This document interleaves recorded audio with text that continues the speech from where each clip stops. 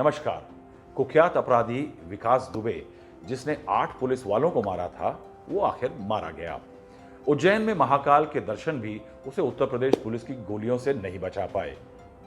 सवाल उठेंगे, तमाम सवाल उठेंगे। एक लंबी फेहरिस्त है, क्यों हुआ, कैसे हुआ, कब हुआ। उत्तर प्रदेश सरकार की जवाबदेही और पुलिस की जवाबदेही जरूर बनती है। विपक्ष ने अभी से उंगलियां उठानी शुरू कर दी हैं। मामला कोर्ट जरूर जाएगा। विश्लेषक पूछेंगे कि क्या ये राजनेताओं, अपराधियों और पुलिस वालों के बीच जो साठगांठ उत्तर प्रदेश में दशकों से चल रही है, उसके राज दफन करने की कवायद भर था।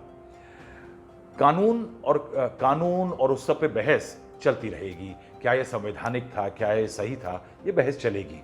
लेकिन पूरे देश में, सिर्फ उत्तर प्रदेश में ही नहीं, पूरे देश में राजनेता कानून पर कम और शायद राजनीतिक और सियासी फायदों पर ज्यादा नजर रखते हैं। विकास दुबे ने जब 8 पुलिस वालों को बर्बरता से मार डाला, जनता में एक मैसेज गया। मैसेज ये था कि सरकार में दम नहीं, पुलिस की भद पिट गई। उत्तर प्रदेश में माफिया समाज, सरकार और सियासत पे दशकों से हावी रहे हैं। जनता में इंप्रेशन बना कि सरकार कमजोर पड़ी है। उत्तर प्रदेश की स्थिति अगर देखी जाए तो रंगदारों और दबंगों से परेशान जनता में अगर कोई माफिया पिटता है तो उसका आक्रोश सरकार के खिलाफ नहीं जाता, दबंगों के खिलाफ जाता है। सरकार शायद इस बात को सोच करके ही आगे बढ़ी होगी। एनकाउंटर पर जो कानूनी बहस है वो लंबी चलेगी, वो चलती रहेगी। लेकिन जनता में जो इंप्रेशन गया है, अगर कोई ये सोचे कि वो इंप्रेशन उल्टा गया है, शायद वो इस मामले पर गलत पड़ जाएगा। गरीब की मानसिकता भी अलग होती है। वो कई बार कानूनी दांव पेच और संविधान की जो टेनेट्स हैं उनको नहीं देखा करता। 2016 में नोटबंदी हुई, गरीब को बहुत परेशानी हुई, लेकिन बेईमान धनपशुओं की परेशानियां देख के उसे खुशी हुई। बीजेपी को समर्थन मिला, नरेंद्र मोदी की वाहवाही हुई और बीजेपी मजबूती के साथ उत्तर प्रदेश में आई। योगी आदित्यनाथ सरकार में आ गए। दबंगों के डर से गरीबों को दबंगों को वोट देना पड़ता है, नेता उन्हें टिकट देते हैं, राजनीति में परेशानी आती है, जनता को और ज्यादा परेशानी होती है। इसीलिए कहीं ना कहीं एक दबंग के मारे जाने से, चाहे वो जैसा मारा गया हो, कहीं ना कहीं जनता में एक पॉजिटिव मैसेज जाएगा। पुलिस की इमेज में सुधार होगा। इसके अलावा पुलिस का जो मनोबल गिर गया था उसमें बढ़ोतरी होगी। उसे लगेगा कि सरकार हमारे ठीक पीछे खड़ी हुई है। लेकिन इसका एक नेगेटिव एलिमेंट जरूर है। नेगेटिव एलिमेंट यह है कि 2070 के दशक में, 80 के दशक में जातिगत राजनीति बढ़ी थी। दलों को आगे बढ़ने के लिए राजनीति को बढ़ावा देना था और उसमें प्रतिस्पर्धा बढ़ी जातियों के बीच।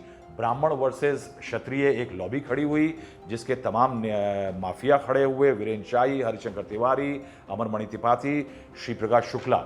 और उत्तर प्रदेश में 2 गुटों के बीच में माफिया बढ़ गए और तमाम लड़ाइयां हुई और उसके कारण कई अपराध हुए और हत्याएं हुई। 2017 में उत्तर प्रदेश में योगी सरकार बनी और उसके बाद से एनकाउंटरों की बाढ़ आ गई।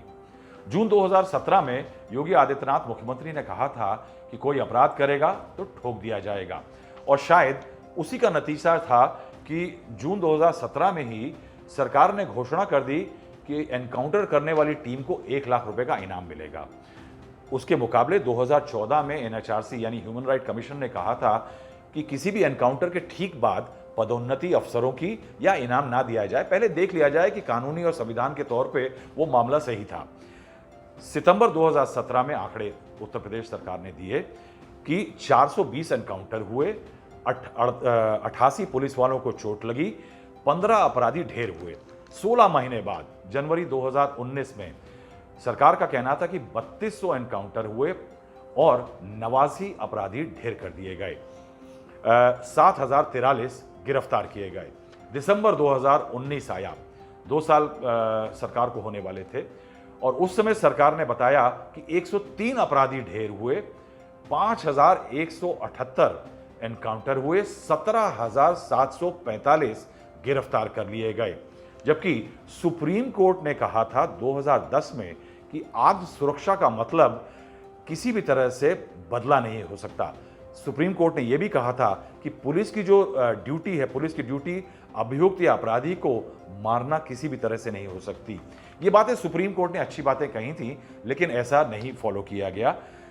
इसका असर एक हुआ, हालांकि एक पॉजिटिव असर हुआ कि ऐसा आतंक उत्तर प्रदेश पुलिस का बन गया कि डर के मारे अपराधी जो बेल पे बाहर होते थे या भागे हुए होते थे, वो सरेंडर करके अपनी बेल छोड़ करके जेल वापस जाने लगे। तमाम सवालों पे सरकार चुप्पी साधे है। चुप्पी इसलिए भी साधे है क्योंकि उसको मालूम है कि राजनीति की हवा या जनता में हवा उसके खिलाफ नहीं जा रही है। जनता में आक्रोश अपराधियों के खिलाफ ज्यादा है। लेकिन शायद ऐसी ही जमीन पर एक खतरा पैदा हो जाता है। खतरा यह पैदा हो जाता है कि एनकाउंटर स्टेट पॉलिसी बन जाते हैं, यानी राज्य सरकार की नीति बन जाते हैं। और अगर एनकाउंटर राज्य सरकार की नीति बन जाते हैं तो कानून और संविधान कहीं नाली में चले जाते हैं और दरकिनार हो जाते हैं। इसीलिए शायद ऐसे समय पे सही और गलत का फैसला दो ही लोग कर सकते हैं, वो है कोर्ट या है जनता। शायद इस समय पे विचारणीय चीज जो है, जो सोची जानी चाहिए कि देश संविधान और कानून से चला करते हैं, इस चीज से नहीं या इस नारे से नहीं कि समर्थ को नहीं दोष गोसाई।